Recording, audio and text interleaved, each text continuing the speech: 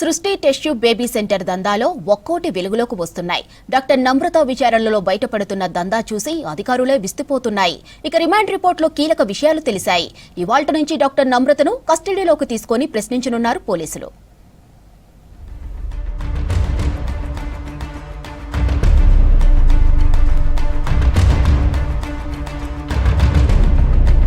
సృష్టి test tube baby centre surrogacy IVF అక్రమాల కేసులో అరెస్టైన ప్రధాన నిందితురాలు డాక్టర్ నమ్రత రిమాండ్ రిపోర్టులో పోలీసులు కీలక విషయాలను వెల్లడించారు.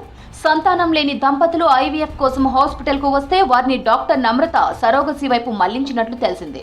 ఈ విషయాన్ని డాక్టర్ నమ్రత ఒప్పుకున్నట్లు రిమాండ్ రిపోర్టులో పోలీసులు వెల్లడించారు. ఐవీఎఫ్ కు 1-2 లక్షలు మాత్రమే వస్తాయని, అదే సరోగసి అయితే 30 నుంచి 40 లక్షలు వస్తాయనే కుట్రతోనే నమ్రత ఈ దారుణాలకు ఒడిగట్టారు.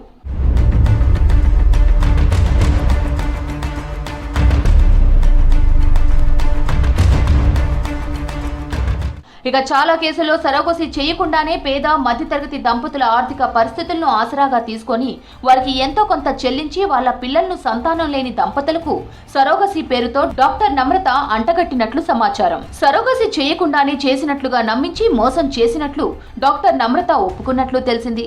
ఇలా కోట్లు సంపాదించింది.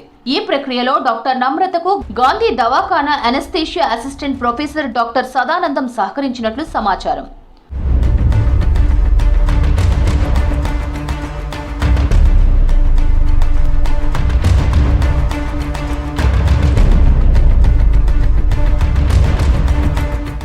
సరోగసి చేశామని చెప్పి గిరిజన ప్రాంతాల నుంచి శిశువులను తీసుకువచ్చి ఇచ్చేదని, ఈ విషయంలో డాక్టర్ నమ్రత ఏపీలోని కొంతమంది ఏఎన్ఎం టీచర్లు సహాయం తీసుకుందని తెలిసిందే.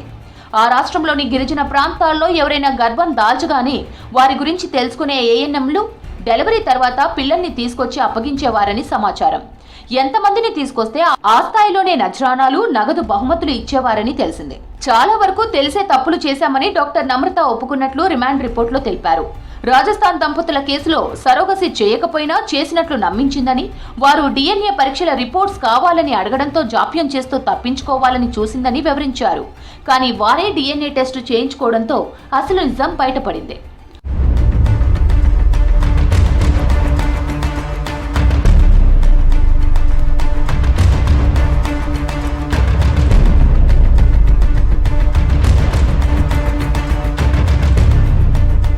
నకిలీ సరోగసి, ఐవీఎఫ్, శిశువుల అక్రమ రవాణా తదితర కేసుల్లో ప్రధాన నిందితురాలు సృష్టి టెస్ట్ ట్యూబ్ సెంటర్ నిర్వాహకురాలు డాక్టర్ నమ్రతను పోలీసులు కస్టడీలోకి తీసుకోనున్నారు. ఆమెను 5 రోజుల పోలీస్ కస్టడీకి అనుమతిస్తూ సికింద్రాబాద్ సివిల్ కోర్టు 10వ అదనపు చీఫ్ మెజిస్ట్రేట్ తీర్పు వెల్లడించారు. సృష్టి టెస్ట్ ట్యూబ్ సెంటర్ లో ఇటీవల జరిగిన పరిణామాల నేపథ్యంలో మరింత సమాచారాన్ని రాబట్టాలనే ఉద్దేశంతో పోలీసులు ఆమెను కస్టడీకి తీసుకోనున్నారు. డాక్టర్ నమ్రతను కస్టడీలోకి తీసుకొని విచారణ జరపనున్నారు. ఇప్పటికే ఆమెను అడగాల్సిన అంశాలపై క్వశ్చన్స్ ను పోలీసులు సిద్ధం చేసినట్లు సమాచారం.